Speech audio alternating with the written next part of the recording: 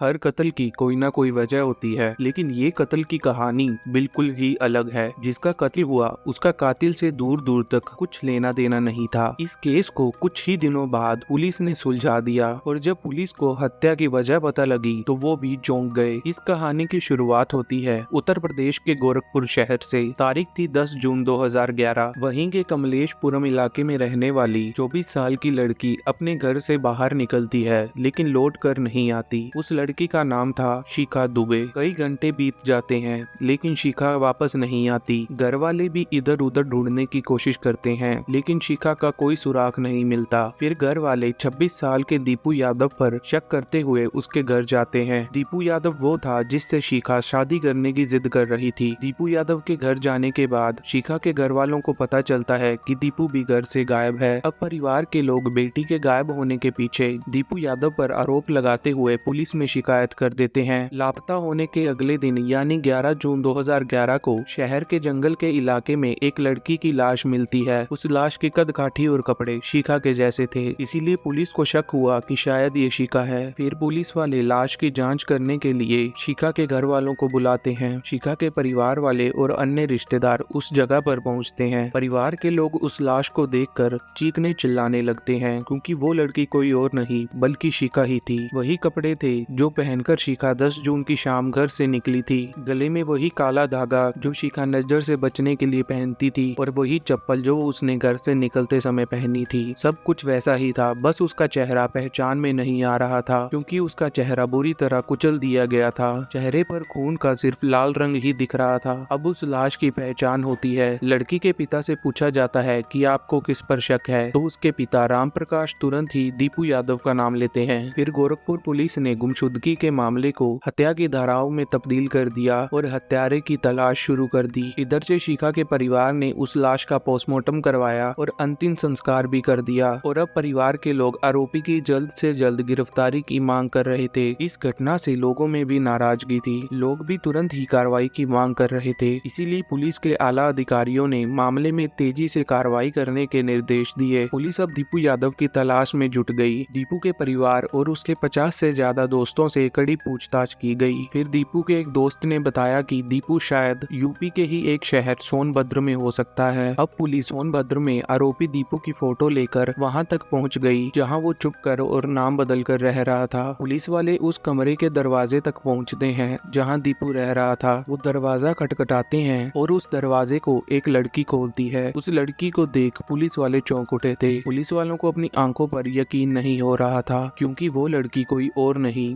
बल्कि मरी हुई शिखा दुबे थी। फिर पुलिस वालों को कमरे में दीपू भी मिल गया। दोनों को वापस गोरखपुर लाया जाता है। पुलिस वालों को ये सवाल काफी परेशान कर रहा था कि जब शिखा जिंदा है तो फिर वो लाश किसकी थी। अब इस बारे में शिखा और दीपू से पूछताछ की गई, तब बेहद ही चौंकाने वाली बात सामने आई। दीपू और शिखा ने बताया कि इस अपराध में सिर्फ वही दोनों नहीं हैं, बल्कि दो और बड़े किरदार हैं, जिसमें सबसे अहम दीपू का एक दोस्त सुग्रीव है। सुग्रीव एक ट्रांसपोर्ट कारोबारी था, उसकी कई गाड़ियां चलती थी। उससे मिलकर ही इन्होंने इस खौफनाक साजिश को अंजाम दिया। क्राइम के इन 3 किरदारों में आखिर में एक ट्रक का खलासी भी शामिल हो गया। जिन लोगों को नहीं पता कि खलासी क्या होता है, तो मैं बता दूं कि खलासी ट्रक ड्राइवर के साथ रहने वाले लड़के को कहते हैं। दीपू और शिखा ने पुलिस को बताया कि हम दोनों एक दूसरे से बहुत प्यार करते हैं। दोनों का घर आसपास में ही है, इसीलिए उनके मिलने पर लोगों को शक हो गया था। और इन दोनों के बारे में जब शिखा के परिवार को पता चला तो शिखा के पिता ने सबसे ज्यादा विरोध किया। शिखा के पिता ने साफ साफ कह दिया था कि कुछ भी हो जाए लेकिन तुम्हारी शादी दीपू से नहीं होने दूंगा, और अगर ऐसा हुआ तो सब मेरा मरा मुंह देखेंगे। ऐसे में शिखा और दीपू काफी परेशान हो गए थे, इसीलिए घर वालों को बिना बताए ही 18 अप्रैल 2011 के दिन इन दोनों ने मंदिर में जाकर शादी कर ली थी। दोनों ने शादी के बारे में किसी को नहीं बताया और अपने अपने घर चले गए। अब दोनों एक साथ रहना चाहते थे, लेकिन ये बात भी पता थी कि घर वाले राजी नहीं होंगे और अगर घर से भाग गए तो पुलिस केस होगा और पकड़े गए तो दोनों फिर से अलग हो जाएंगे। ऐसे में दीपू के दोस्त सुग्रीव ने बताया कि वो काम के सिलसिले से सोनभद्र आता जाता है। वहाँ एक शादीशुदा लड़की है जिसका नाम पूजा है। उसकी उम्र भी 25 या 26 साल ही होगी। पूजा बिल्कुल शिखा जैसी दिखती है और उसकी लंबाई भी शिखा जैसी है। वो काफी गरीब परिवार से है और उसकी 3 साल की एक बेटी भी है। मुश्किल से 2 वक्त की रोटी कमा पाती है, इसलिए एक बार वो काम के सिलसिले में मुझसे मिली थी और हम लोग उसे काम के बहाने गोरखपुर बुला सकते हैं। और फिर इनके दिमाग में खतरनाक प्लान बनने लगा। अब सुग्रीव के कहने पर काम के सिलसिले में पूजा गोरखपुर आने को तैयार हो जाती है। उसे 3,000 रुपए देने का वादा भी किया जाता है और कुछ पैसे उसे एडवांस में भी दिए जाते हैं। ऐसे में पूजा राजी हो गई। वो अपने परिवार में किसी को बुलाकर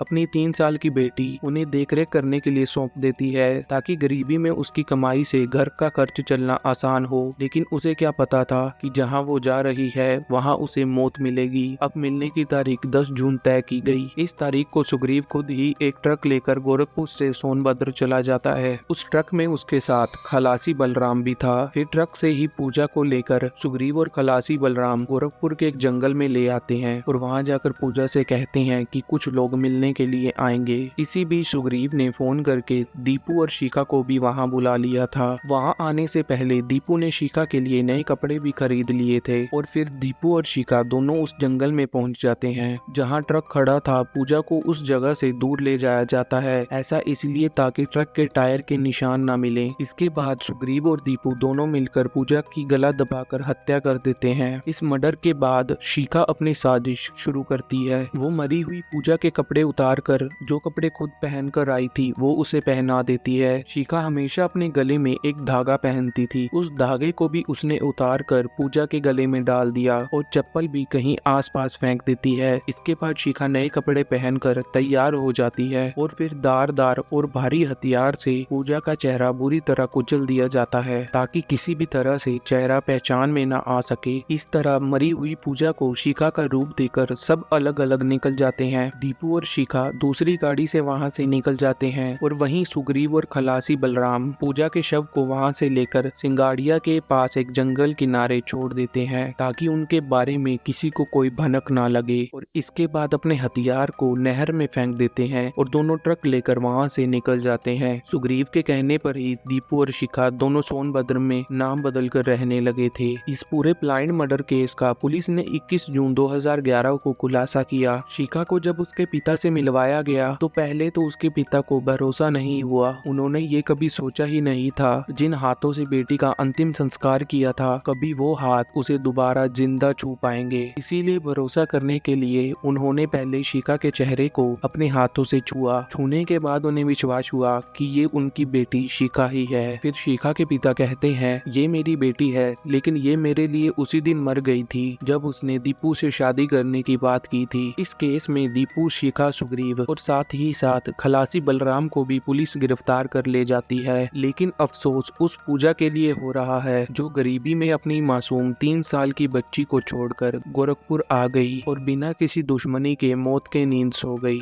जेल से जमानत से वापस आने के बाद दीपू और शिखा अलग अलग रहने लगे।